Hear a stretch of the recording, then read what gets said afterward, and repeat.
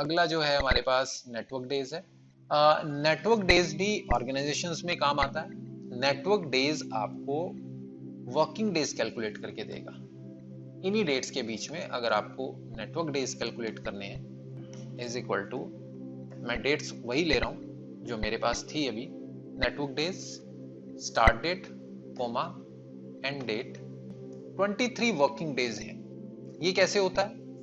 Network days 5 days week के accordingly काम करता है, यानी सैटरडे संडे को वो छुट्टी मानेगा।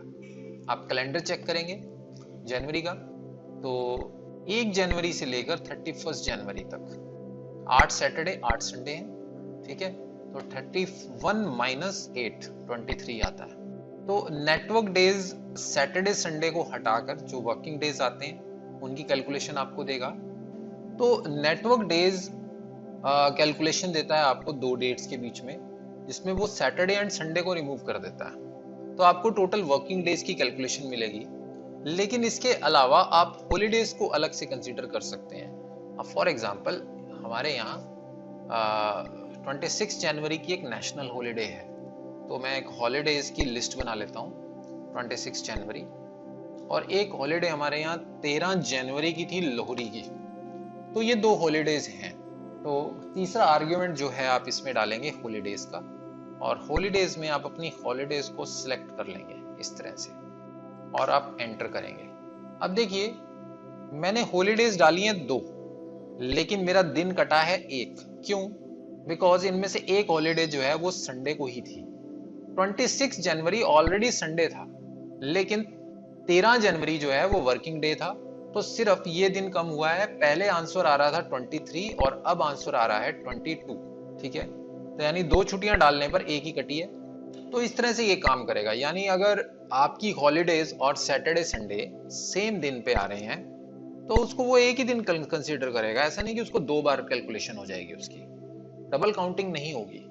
तो ये बहुत परफेक्ट फॉर्मूला है आपके ऑफिस में वर्किंग डेज निकालने का, जहाँ पे सैलरी वर्किंग डेज के अकॉर्डिंगली दी जाती है, तो उसके लिए इसी का ही यूज किया जाता है।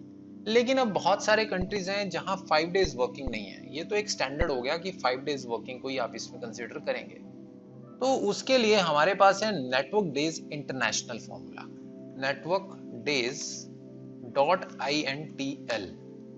इसमें बहुत सारे वीक पैटर्न्स हैं, बहुत सारे वीकेंड के पैटर्न्स हैं, आप उनका यूज कर सकते हैं।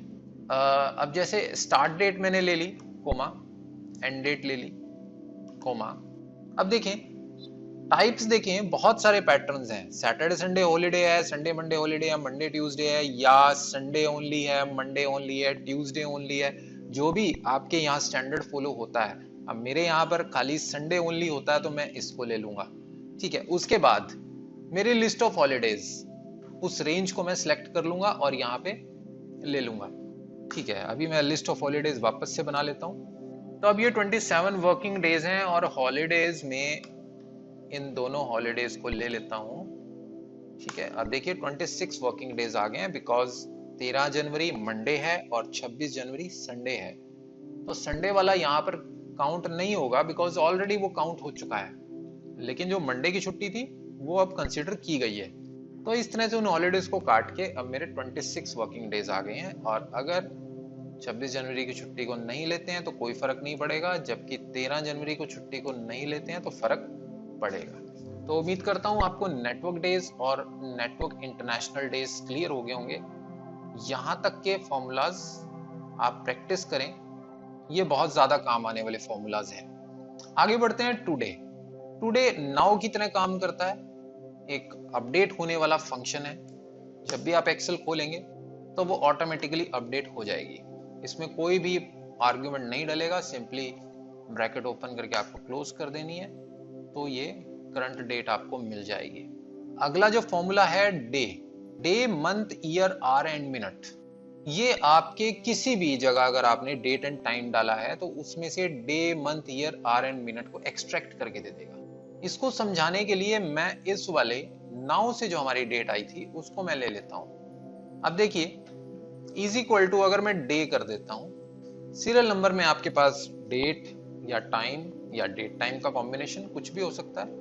आपने इसको सिलेक्ट किया, अब देखिए इसमें से इसने डे को एक्सट्रैक्ट कर लिया कि 27th डे है। सीरियल नंबर ही क्यों लिखा इन्होंने, because every date and time is a serial number.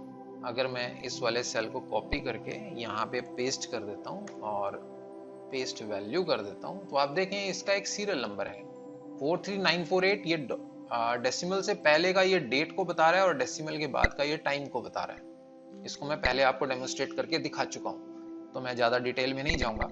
मैंने स्टार्टिंग में शुरुआत के लेक्चर्स में जब मैंने डेट एंड टाइम को समझाया था, वहाँ पे मैंने इस चीज़ को बहुत ही डिटेल में बताया था।